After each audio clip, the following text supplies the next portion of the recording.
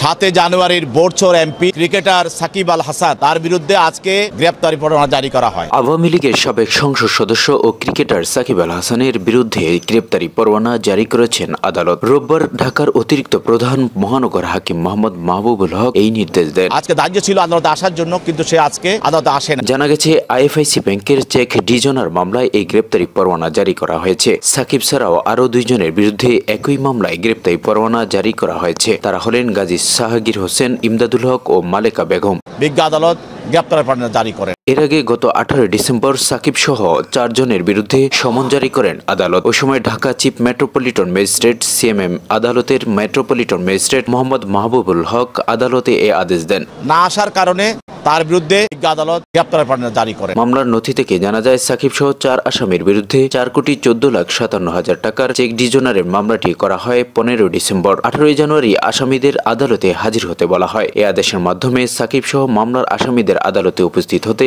নির্দেশ দেওয়া হয়েছে। সে 4 কোটি প্রায় 15 লক্ষ টাকা সে ঋণ গ্রহণ করে। সেই ঋণের চুক্তি শর্ত অনুসারে সে ঋণ পরিশোধ করে নাই। আদালত এর আগে আদেশ অমান্যকারী আসামিদের বিরুদ্ধে গ্রেপ্তারি পরোয়ানা জারি করার সম্ভাবনাও ব্যক্ত করেছেন। সে অনুযায়ী রোববার তাদের বিরুদ্ধে গ্রেপ্তারি পরোয়ানা জারি করেন।